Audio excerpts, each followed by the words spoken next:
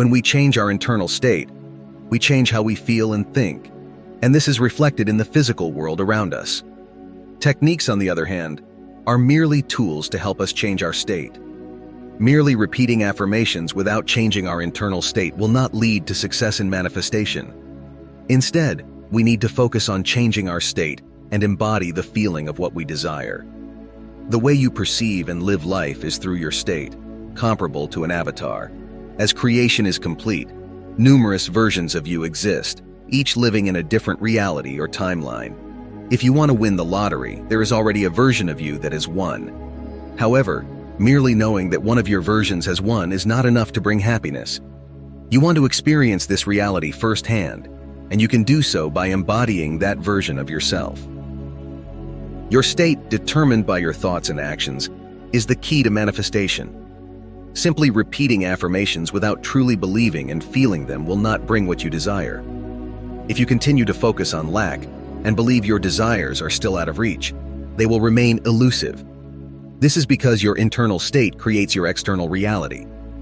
To change your state and manifest your desires, you must use techniques correctly and live the end result.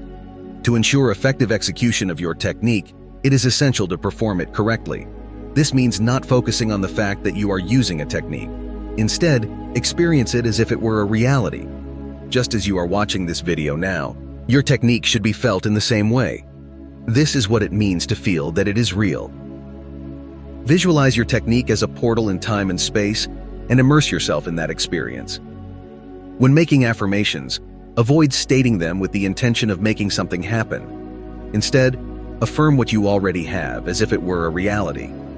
By doing this, you will experience the same level of realism and authenticity when stating that you are currently involved in something you are accomplishing. To achieve your desire, you need to start living the end result. This means acting and thinking like the person who has already achieved the goal. Stop focusing on the lack of your desire. Instead, think and act as if you already have it. This requires a conscious effort on your part, and you must ignore the present reality and focus only on the end result. Ask yourself if you would be thinking or doing what you are currently doing if you already had your desire. Use your imagination to visualize yourself having what you want. Imagine how it feels, how you act, and what you see or hear. However, be careful not to turn living the end result into a technique, as this is counterproductive. Living the end result means knowing it's done, just as if someone from the future came and told you it had already happened. To bring your desire into your reality, you need to change your state of being. This change should occur naturally after you have successfully lived the end and acted as if you already have what you want. When you change your state, you become the person who already possesses the desire. This means your thoughts and actions throughout the day will naturally align with the possession of your desire. Without effort on your part, these thoughts will become your default way of thinking and will seem natural and effortless. You will no longer focus on lack or feel the need to use techniques. Remember your desire. The feeling you experience will be similar to knowing your name or where you live. The term miracle is often used by those with little faith to describe what is achieved through faith. According to the law of assumption, faith is the foundation of what we desire, even when it is not yet visible. The idea that everything already exists inspires confidence, and faith requires believing in the possibility of achieving our desires. Without this belief, the law of assumption cannot be effectively used. Essentially, the quote explains that faith and confidence are essential components of manifestation, and the law of assumption is based on the conviction that our desires are already within reach. The word evidence in this context refers to a sign or proof of reality. Therefore, the quote suggests that having faith means being aware of the reality of what you assume to have, fiction about the reality of things that are not visible, and having a mental perception of the reality of the invisible. Consequently, it is clear that a lack of faith implies not believing in the existence of what you desire.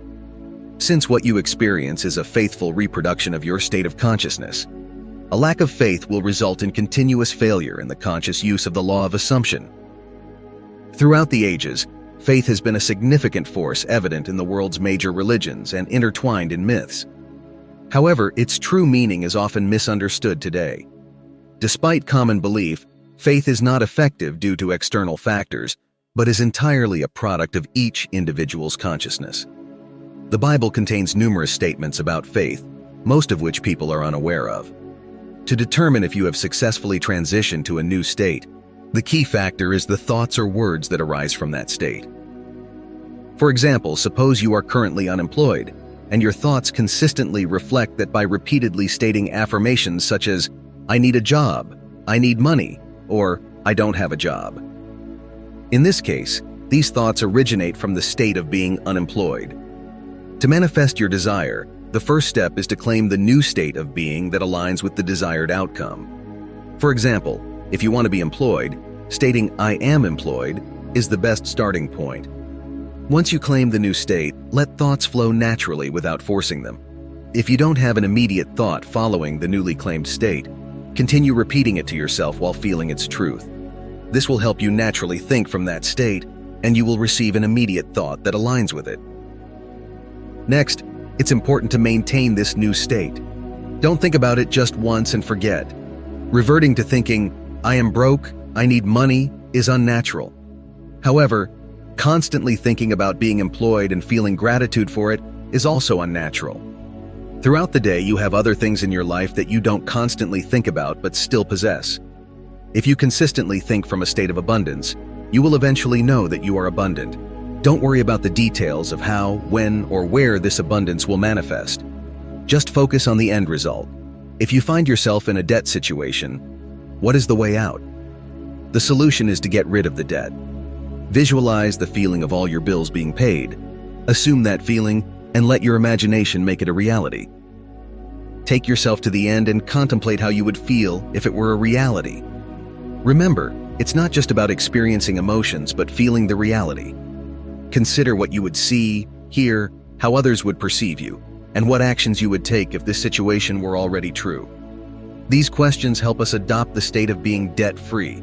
However, it's essential not to force anything when assuming the state. Forcing the assumption will only repel it. Start by assuming a state that surpasses your current thoughts, and thoughts will naturally follow from that state. When you successfully adopt a state greater than your current thoughts, those thoughts will turn into conviction that surpasses your discomfort. Eventually, you will forget the anxiety because you will know it's trivial compared to the assumption materializing. You will realize that it was meant to be. And if you're interested in learning about a new metaphysical technique that helps your brain operate at a higher frequency to attract more joy and prosperity into your life, check out the link I'll be leaving in the first pinned comment.